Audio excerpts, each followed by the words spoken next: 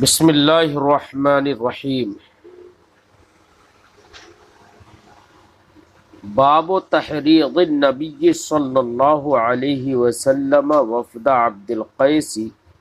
علی ان يحفظوا الایمان والعلم ويخبروا من وراءهم۔ امام بخاری علیہ الرحمۃ والرضوان یہاں پر ایک اور باب باندھتے ہیں۔ باب کا مطلب ہے باب تحریض النبی صلی اللہ علیہ وسلم وفد عبد القیس۔ نبی کریم علیہ تحیت و تسلیم کا وفد عبد القیس کو ابھارنا، تحریض کا معنی ہوتا ہے ابھارنا، وفد عبد قیس کو ابھارنا کس بات پر؟ علی اس بات پر ان یحفظ الایمان والعلم، کہ وہ ایمان اور علم کی باتوں کو یاد کر لے، وَيُخْبِرُوا مَنْ وَرَاءَهُمْ، اور ان کے پیچھے جو لوگ رہ گئے ہیں، جو ان لوگوں کو اس کی خبر دے، ان لوگوں تک پہنچائے۔ اس باب سے امام بخاری کا مقصد یہ بتانا ہے کہ اس سے پہلے باب میں سوال اور جواب کا ذکر ہوا تھا، اور بیٹا سوال اور جواب یہ تحریر سے خالی نہیں ہوتا ہے، ابھارنے سے خالی نہیں ہوتا ہے، کیونکہ سوال و جواب میں تعلیم و تعلم ہے، اور تعلیم و تعلم کی شان یہی ہے کہ اس پر دوسروں کو ابھارا جائے تاکہ دوسرے بھی وہ فائدہ حاصل کر سکے۔ اس لیے امام بخاری نے مذکورہ باب کے بعد فوراً باب و تحریض النبی صلی اللہ علیہ وسلم یہ باب باندھ دیا۔ اس باب کو بیان کرنے کا، لانے کا مقصد امام بخاری کا یہ ہے کہ ایمان اور علم کی جو بھی باتیں ہوتی ہیں، ان باتوں کو آدمی کو سیکھنا بھی چاہیے، ساتھ ہی ساتھ معلم اپنے شاگردوں سے یہ بھی کہہ دے کہ جو باتیں تم سیکھ رہے ہو یہ باتیں ان لوگوں کو جا کر بتانا جو لوگ حاضر نہیں ہے۔ تو دوسروں لوگوں تک بات کو پہنچانا، تبلیغ کرنا، یہ اور یہ کہنا کہ دوسروں تک پہنچانا، یہ کہنا اشارہ ہے یا یہ ابھارنا ہے اس بات پر کہ علم اور ایمان کی باتوں کو سیکھنا چاہیے اور دوسروں کو سکھانا چاہیے۔ تو یہ تحریر اس سے سمجھ میں آتی ہے، ابھارنا سمجھ میں آتا ہے۔ امام بخاری وفد عبد قیس کے ابھارنے کو یہاں پر ذکر کر رہے ہیں، یعنی مخصوص قوم کو سرکار نے ابھارا تھا، لیکن اس مخصوص سے بھی امام بخاری استدلال عموم پر کر رہے ہیں کہ ہر آدمی کو، ہر مسلمان کو علم و ایمان کی باتوں پر ابھارنا چاہیے۔ وہ ابھارنا اس طور سے کہ سرکار نے فرمایا کہ جو موجود ہیں وہ لوگ ان لوگوں کو جا کے خبر دیں جو لوگ موجود نہیں ہیں۔ تو یہ سرکار کا یہ فرما دینا، یہ حکم دے دینا، یہی ہے تحرید، یہی ہے ابھارنا۔ اب باب کے تحت امام بخاری نے جو حدیث ذکر کی ہے، اس حدیث کے ذکر سے پہلے امام بخاری نے یہاں پر ایک تعلیق ذکر کی ہے، یعنی اس حدیث کا مختصر حصہ یہاں پر ذکر کیا ہے، جس حدیث کو تفصیل کے ساتھ امام بخاری نے کتاب الصلاۃ میں ذکر کیا، اسی کا مختصر سے یہاں پر ایک حصہ ذکر کر دیا ہے اور اس کو تعلیق کے طور پر پیش کیا۔ فرمایا وقال مالک بن الحویرث، نہیں حویرث، امام مالک ابن حویرث نے کہا، کیا کہا؟ قال لنا نبی صلی اللہ علیہ وسلم، انہوں نے کہا کہ ہم سے نبی کریم صلی اللہ علیہ وسلم نے ارشاد فرمایا ارجعوا الی اہلیکم فعلموہم، جاؤ اپنے گھر والوں کی طرف پلٹ جاؤ اور ان کو سکھاؤ۔ تو اس تعلیق سے بھی امام بخاری نے یہی بتایا کہ اس حدیث میں سرکار نے دوسروں تک بات پہنچانے کے اور دوسروں کو علم سکھانے کا حکم دیا۔ اس سے بھی تحریر سمجھ میں آتی ہے۔ اب امام بخاری یہاں پر ایک وفد عبد قیس کی حدیث کو ذکر کر رہے ہیں۔ وفد عبد قیس کی حدیث اس سے پہلے بھی ذکر کی گئی ہے، آ چکی ہے، یہاں پر پھر ذکر کر رہے ہیں، اور اس سے مقصود ہے ابھارنا۔ یہ بتانا مقصد ہے کہ نبی کریم صلی اللہ علیہ وسلم نے وفد عبد قیس کو دین و ایمان کی بات کو یاد کرنے اور ان کو غیروں تک، دوسروں تک پہنچانے کا حکم دیا۔ یہی ہے تحریر، ابھارنا۔ کیا تھا وہ معاملہ جو حدیث پاک میں وفد عبد قیس کا ہے؟ وفد عبد قیس ایک وفد نبی کریم صلی اللہ علیہ وسلم کی بارگاہ میں آیا اور سرکار دو عالم صلی اللہ علیہ وسلم سے عرض کرنے لگے وہ لوگ کہ یا رسول اللہ، ہم ہر وقت تو آپ کی بارگاہ میں حاضر نہیں ہو پاتے، کیونکہ ہمارے اور آپ کے بیچ قبیلہ مضر کے کفار ہیں، یہ لوگ تنگ کرتے ہیں، اس لیے ہم صرف اور صرف آپ کے پاس اشہر حرم میں آتے ہیں، کیونکہ اشہر حرم میں جنگ و جدال یہ لوگ بھی نہیں کرتے، اس لیے ہر وقت تو نہیں آ سکتے۔ یا رسول اللہ، ہم کو ایک ایسا عمل بتا دیجیے یا ایسی باتیں بتا دیجیے جو باتیں ہم جا کر اپنے دوسرے لوگوں کو جو ہماری قوم کے رہ گئے ہیں ان لوگوں کو جا کر ہم بتائیں، اور ہم بھی اس پر عمل کر کے جنت میں داخل ہو جائیں۔ تو سرکار دو عالم صلی اللہ علیہ وسلم نے ان کو 4 باتوں کا حکم دیا اور 4 باتوں سے نہیں فرمائی کہ 4 باتوں سے رک جائیے اور 4 باتوں کو کریے۔ تو اب یہ فرمانے کے بعد سرکار نے 4 باتیں ذکر کی، اور اس کے بعد سرکار نے فرمایا کہ تم اس کو یاد کر لو صحیح سے، اور جو لوگ پیچھے رہ گئے ہوں ان تک یہ بات پہنچاؤ، ان کو سکھاؤ۔ تو یہ تحریر سمجھ میں آ رہی ہے، ان لفظوں سے اس حدیث کو عنوان باب سے مطابقت سمجھ میں آ جاتی ہے۔ امام بخاری حدیث کو ذکر کرتے ہیں، فرماتے ہیں حدثنا محمد بن بشار، ہم سے حدیث بیان کی محمد ابن بشار نے، قال، انہوں نے کہا کہ حدثنا غندر، ہم سے حدیث بیان کی غندر نے، قال، انہوں نے کہا حدثنا شعبۃ، ہم سے حدیث بیان کی شعبہ نے، وہ روایت کرتے ہیں عن ابی جمرہ، حضرت ابو جمرہ سے، قال، انہوں نے کہا کنت اترجم بین ابن عباس، حضرت ابو حمزہ کہتے ہیں کہ میں حضرت عبداللہ ابن عباس اور دیگر لوگوں کے درمیان ترجمہ اور ٹرانسلیشن کا کام کرتا تھا۔ فقال، تو انہوں نے فرمایا ان وفد عبد القیس اتوا النبی صلی اللہ علیہ وسلم، کہ وفد عبد قیس یعنی حضرت عبداللہ ابن عباس رضی اللہ تعالیٰ عنہ اور لوگوں کے درمیان میں ٹرانسلیشن کا کام کرتا تھا، ترجمہ کا کام کرتا تھا، ایک کی بات دوسروں تک پہنچاتا تھا دوسرے کی زبان میں۔ تو فرماتے ابو حمزہ کہ ان وفد عبد القیس، کہ حضرت وہ وفد عبد قیس کا ایک وفد اتوا النبی صلی اللہ علیہ وسلم، نبی کریم صلی اللہ علیہ وسلم کی بارگاہ میں آیا۔ فقال من الوفد، تو سرکار نے ارشاد فرمایا وفد کون ہے، یا سرکار نے فرمایا من القوم، یہ شک راوی ہے کہ سرکار نے من الوفد کہا یا من القوم کہا۔ قالو، تو لوگوں نے کہا ربیعہ، یا رسول اللہ ہم ربیعہ ہیں جو وفد کے طور پر آئے، قبیلہ ربیعہ کے لوگ ہیں۔ قال مرحبا بالقوم او بالوفد، تو سرکار نے فرمایا مرحبا بالقوم، اب بالقوم فرمایا یا بالوفد فرمایا اس میں شک راوی ہے، لیکن فرمایا مرحبا، مبارک ہو قوم، مبارک ہو وفد، غیر خزایا ولا ندامہ، سرکار نے فرمایا ایسی جگہ پر آئے ہو جہاں پر تمہیں نہ رسوائی ہوگی اور نہ ہی تم کو شرمندگی ہوگی، ایسی جگہ آئے۔ قالو انا نأتیک من شقۃ بعیدہ، وہ لوگ بولے یا رسول اللہ ہم آپ کے پاس بڑے دور دراز گوشے سے آئے ہیں یا آتے ہیں، وبیننا وبینک ھذا الحی من کفار مضر، اور ہمارے اور آپ کے درمیان کفار مضر کی یہ ایک قبیلہ بھی ہے، ولا نستطیع ان نأتیک الا فی شہر حرام، اور ہم یا رسول اللہ آپ کی بارگاہ میں حاضر نہیں ہو سکتے مگر شہر حرام میں جن میں جنگ و جدال حرام ہے۔ فمرنا بامر نخبر به من وراءنا، تو یا رسول اللہ آپ ہم کو ایسی باتوں کا حکم دے دیجئے جن کی خبر ہم اپنے پیچھے والوں کو دیں جا کر،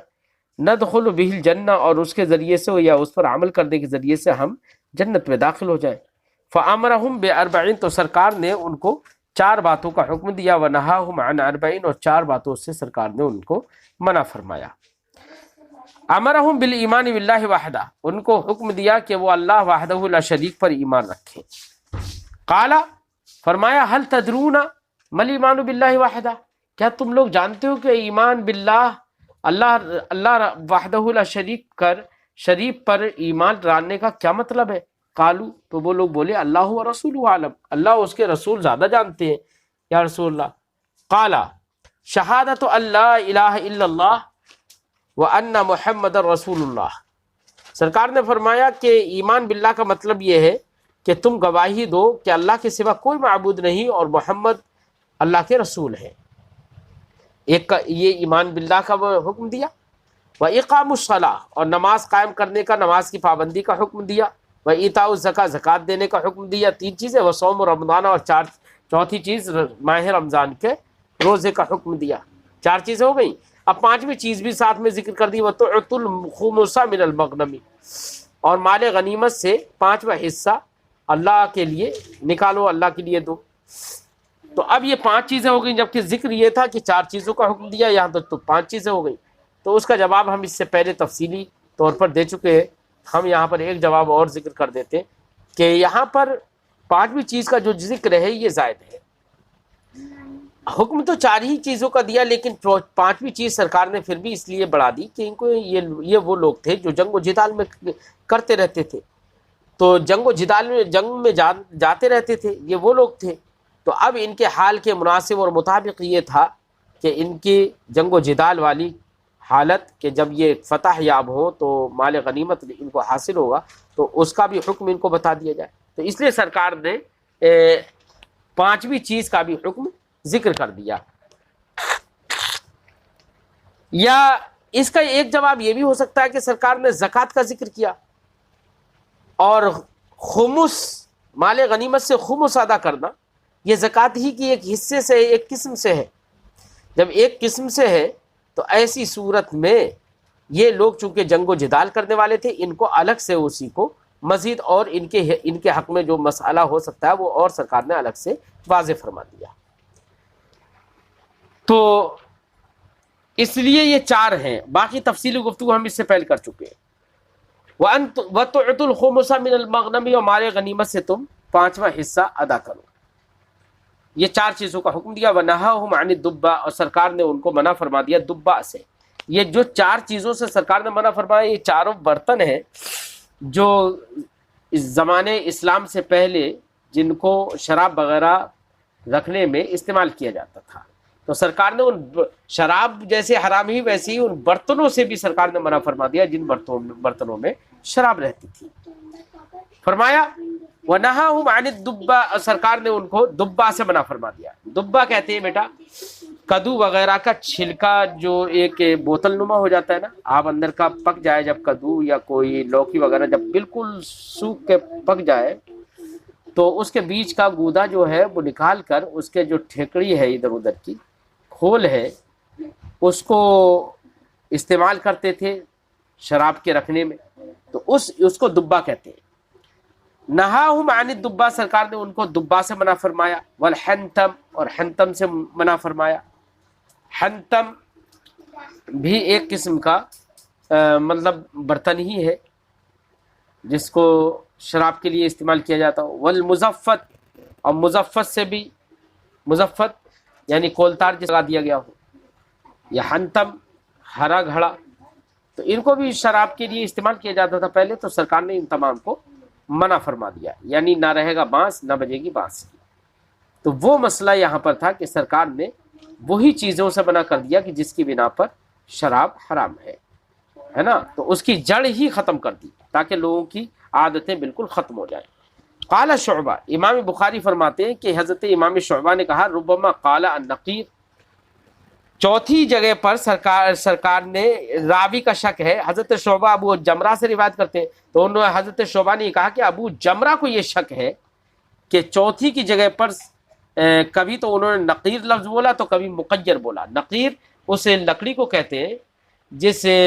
لکڑی کے بیچ سے اس کو کھود کے گڈھا کر لیا گیا ہو، برتن بنا لیا گیا ہو، ٹھیک ہے، اسے نقیر کہتے ہیں، اور اسی کی جگہ پر کبھی مقیر کہا تو مقیر کا معنی وہ چیز جس پر تارکول چپکا دیا گیا ہو۔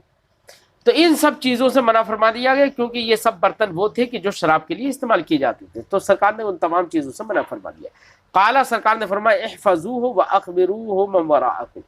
اس کو یاد کر لو جو میں نے تمہیں بات بتائی، اور یہ بات کی خبر تم اس کو دینا جو تمہارے پیچھے ہے۔ تو سرکار دو عالم صلی اللہ علیہ وسلم نے دیکھی ان لوگوں کو دوسرے لوگوں تک بات پہنچانے پر ابھارا یا نہیں ابھارا؟ بالکل ابھارا۔ باب الرحلۃ فی المسألۃ النازلہ، یہ باب ہے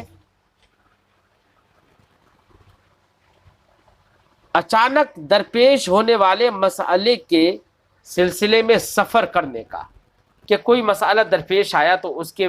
لیے یا اس کو حل کرنے کے لیے یا اس چیز کو حاصل کرنے کے لیے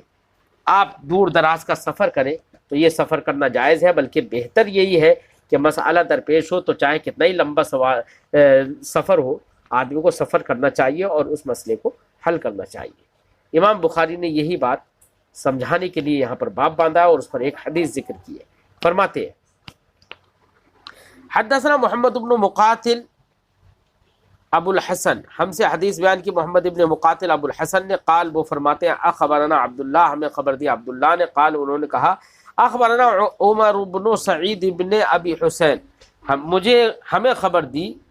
عمر ابن سعید ابن ابی حسین نے، قال انہوں نے کہا حدثنی عبداللہ ابن ابی ملیکہ، مجھ سے حدیث بیان کیا عبداللہ ابن ابی ملیکہ نے، عن عقبہ، وہ روایت کرتے ہیں حضرت عقبہ سے، عقبہ ابن حارث سے، انہو تزوج ابنتن لابی احاب ابن عزیز، کہ عقبہ ابن حارث سے روایت کرتے ہیں، وہ کہتے ہیں کہ انہوں نے ایک لڑکی سے نکاح کیا، تزوج ابنتن، ایک لڑکی سے نکاح کیا، لابی احاب ابن عزیز، ابو احاب ابن عزیز کی ایک لڑکی سے نکاح کیا، فاتت ہوئی امرأۃ، تو ایک عورت ان کے پاس آئی، فقالت، تو وہ بولی، انی قد ارضعت عقبہ، میں نے عقبہ کو بھی دودھ پلایا ہے، واللتی تزوج بہا، اور اس لڑکی کو بھی دودھ پلایا ہے جس سے اس نے نکاح کیا، تو دونوں رضائی بھائی بہن ہو گئے۔ اس نے یہ آ کے خبر دی، تو فقال،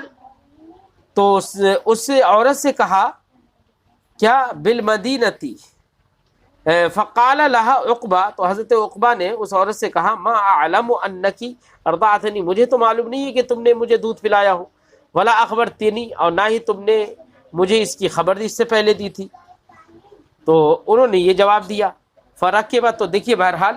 وہ الگ بات ہے کہ انہیں معلوم نہیں تھا، انہیں علم نہیں ہو، لیکن نبی کریم صلی اللہ علیہ وسلم نے جب ان کے پاس یہ مسئلہ آیا تو فوراً ذہن میں تو یہ بات آئی، لیکن پھر بھی تفتیش کے لیے نکل پڑے، اور تفتیش کے لیے نکل پڑنے کے بعد نبی کریم صلی اللہ علیہ وسلم سے پوچھا یہ مسئلہ، تو سرکار نے فرمایا کیسے ایسے ہو سکتا ہے کہ وہ عورت تمہارے ساتھ ہو، جبکہ یہ بات کہی جا چکی ہے کہ اس کو دودھ پلایا ہے اور آپ دونوں رضائی حقیقی رضائی بھائی بہن ہو، یہ کیسے ممکن ہے کہ اس کے خلاف ہو؟ تو حضرت عقبہ نے فوراً ہی اپنی اس بیوی کو چھوڑا اور اس عورت نے پھر کسی اور سے نکاح کیا۔ یہ مسئلہ، یہ حدیث پاک امام بخاری یہاں پر ذکر کر رہے ہیں، فرماتے ہیں کہ فقالت فاتت امرأۃ، تو ان کے پاس ایک عورت آئی، فقالت، تو وہ بولی، انی قد ارضعت عقبہ، میں نے عقبہ کو بھی دودھ پلایا ہے، واللتی تزوج بہا، اور اس لڑکی کو بھی دودھ پلایا ہے جس سے اس نے نکاح کیا۔ فقال لہا عقبہ، تو حضرت عقبہ نے اس سے، ان صاحبہ سے کہا، ما عالم انکی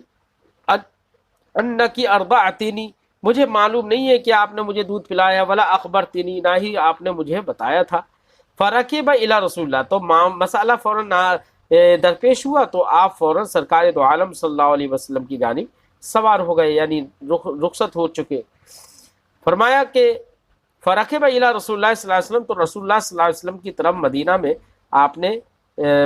میں آپ سوار ہو گئے، یعنی مدینہ کی طرف جانے کے لیے سوار ہو گئے۔ فسألہ، تو فقال رسول اللہ صلی اللہ علیہ وسلم، تو انہوں نے رسول اللہ صلی اللہ علیہ وسلم سے پوچھا، مسئلہ جو بھی تھا سب پوچھا، تو پوچھنے کے بعد نبی کریم صلی اللہ علیہ وسلم نے ارشاد فرمایا कैफा वक़द क़ीला फ़ारक़हा, कैसे हो सकता है ये दोनों एक साथ कैसे रह सकते हैं, जबकि इस औरत से कह दिया है उसने कि वो उससे जुदा कर चुका। उक़बा ने उस औरत को जबकि जुदा कर दिया, ये बात मालूम हो चुकी है, तो कैसे इसके साथ रहना हो जाएगा, कैसे इसके साथ रहेगी औरत। वनकहत ज़ौजन गैरहा, और उनके अलावा किसी और मर्द से उन्होंने निकाह कर लिया, यानी वो साहिबा ने। तो अब इस हदीस पाक को जिक्र करने से मकसद ये है कि दरपेश आने वाले मसले में आदमी को सफ़र कर लेना, आदमी को मसले में आदमी का सफ़र करना ये जायज़ है, बल्कि सफ़र करना चाहिए। जैसे कि हज़रत उक़बा जो है यहाँ पर, उन्होंने सफ़र किया, और सफ़र उक़बा इब्न हारिस ने सफ़र किया सिर्फ ये मसला तहक़ीक़ करने के लिए कि क्या वाकई हुर्मत रदाअत साबित हुई है या नहीं। तो सफ़र करना तो समझ में आ गया ना हदीस पाक से। अब मसला ये है कि एक औरत ने आकर ख़बर दे दी कि मैंने दूध पिलाया है, तो दूध पिलाने की खबर देना एक औरत की खबर देने से कि क्या हुर्मत रज़ाअत साबित होगी या हुर्मत रज़ाअत साबित नहीं होगी। तो इस सिलसिले में बेटा उलमाए किराम के अक़वाल मुख्तलिफ है। इमाम आज़म रज़ी अल्लाह ताला अन्हु के लिए हुर्मत रज़ाअत साबित करने के लिए भी वही शहादत चाहिए जो शहादत दूसरी जगहों पर चलती है, यानी दो मर्द या एक मर्द दो औरतें, यही शहादत, इसी तरीके की शहादत चाहिए, तब हुर्मत रज़ाअत का सबूत होगा। जबकि बाज़ अइम्मा इस बात के कायल हैं कि अगर औरत, दूध पिलाने वाली औरत खुद ही गवाही देती है तो उसकी गवाही मुअतबर होगी, और बाज़ अइम्मा इस बात के कायल हैं कि दूध पिलाने वाली औरत ने दूध पिलाने की गवाही दी और साथ ही साथ अपनी उजरत का मुतालबा किया, तो उजरत का अगर मुतालबा किया है तो उसकी शहादत नहीं मानी जाएगी, और उजरत का मुतालबा नहीं किया है तो उसकी शहादत मान ली जाएगी। बहरहाल ये शहादत औरत की मानी जाए या नहीं। अब रही ये बात इस हदीस पाक में, सरकार ने हुक्म कैसे दे दिया, हुक्म फरमा दिया क्या कि तुम उस औरत के साथ नहीं रह सकते जिस औरत के बारे में आदमी ने कहा था, और जिस औरत के बारे में एक दूध पिलाने वाली ने कहा था कि मैंने इसको भी दूध पिलाया, इनको भी दूध पिलाया। तो सरकार ने कैसे हुक्म दे दिया कि तुम इनके साथ नहीं रह सकते, कैसे रह सकते हो, और उन्होंने फौरन तलाक भी दे दी। तो इससे बाज़ अइम्मा ने इस्तिदलाल इस बात पर किया कि देखो एक औरत,